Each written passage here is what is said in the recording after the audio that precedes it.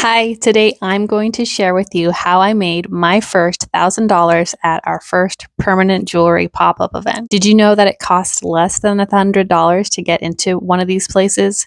For us at our local farmers market, it costs around $40. Just to get started, I'm Keisha. I've spent the last 15 years in startup tech industry working in HR and accounting, and my husband is actually an award-winning jewelry designer, and him and his family have owned a bead store in our local community for the past 20 plus years.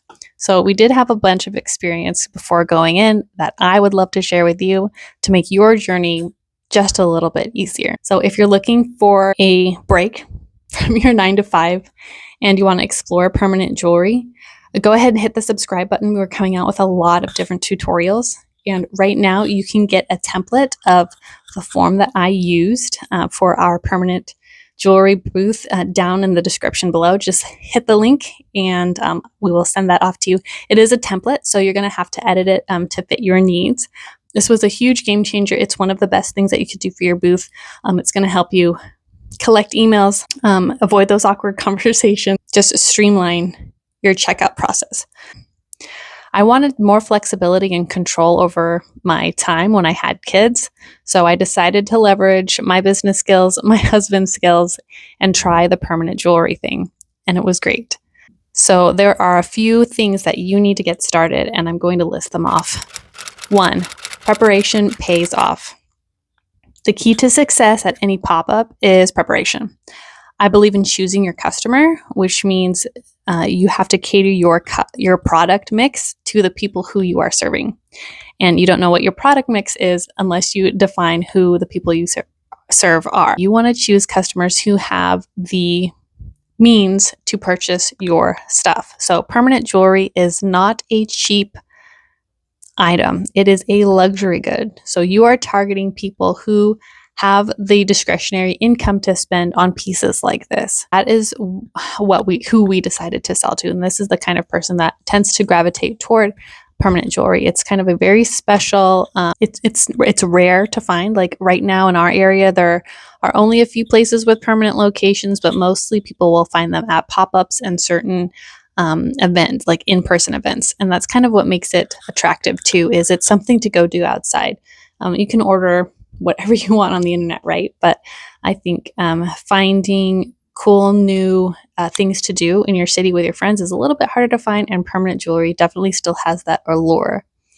What we provided them in terms of our product mix was the popular styles that were trending right now. So that means 14 karat gold filled, which doesn't tarnish and doesn't irritate your skin.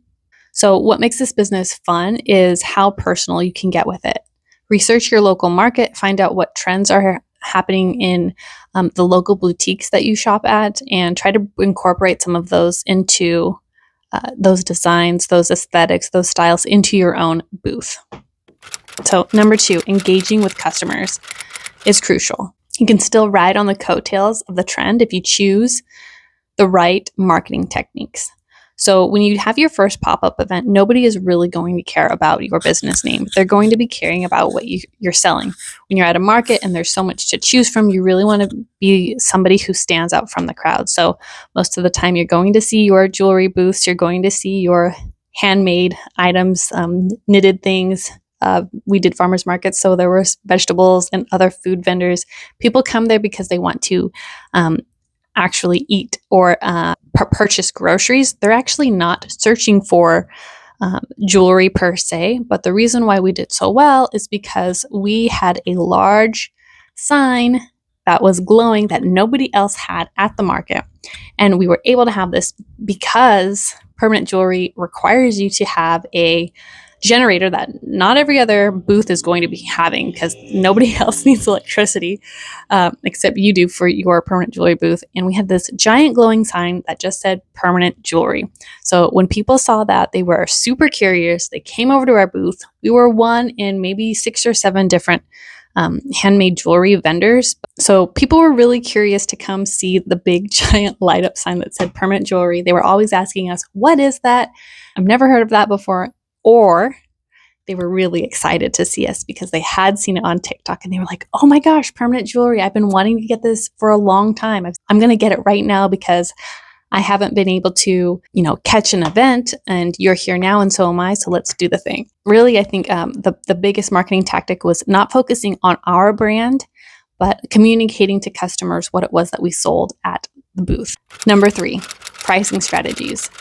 Some people will price their bracelets based on the chain itself. And what I mean by that is you can get chain at different prices, and then everyone is going to have a different length. So these are custom fitted pieces to you that get welded on. Oh, by the way, did I not mention what permanent jewelry is?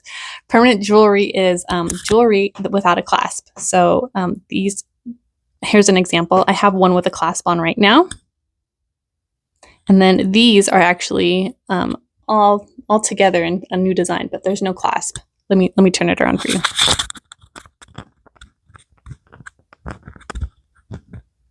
You don't have to get something. This is a little bit advanced, but these are 3 different chains welded together right here at this loop. So that's what permanent jewelry is. It's jewelry without a clasp, for anyone who didn't already know that. And some people will charge by the inch. So we just decided to have a blended margin, and that really helped checkout be easy for our customer, and they didn't have to think so much, and neither did we. We didn't have to sit there and measure out, okay, this is, after you had sized the bracelet, we didn't have to then have another step of taking it off, measuring it out, calculating how much that was going to be. Well, it's like too much work. So number 4 is leveraging technology. Being tech savvy, as I had experience in startup industries, in tech, I used digital payment systems, QR codes, and digital forms to make a seamless checkout process. So with these forms and QR codes, I was able to capture consent forms, emails, answer any and all questions. I didn't have that awkward conversation of like all of the liabilities that were associated with the procedure. There aren't many, but you do want to state that up front. And also our guarantees. So we do free re-welds if your bracelet should ever fall off and you keep the chain. And all of that was in our form. It wasn't a big, long conversation that I had to have every time. I would just say, are you interested? Great. Scan the QR code, read through the document while I get set up. Let me know if you have any questions. Number 5, scaling your business. So grabbing email addresses is so important when you're at a live event. And not everyone at a pop-up is going to have a way to do this, but you are, because you are going to have that consent form. Nowadays, it is easier than ever to be a solopreneur that looks like a big business behind you because of all the tools that are at your disposal to use in technology, such as these QR codes, ChatGPT. There's a ton of automation that you can do behind the scenes that will put you ahead of your competition. I'm going to tell you right now, a lot of people doing permanent jewelry are not tech savvy.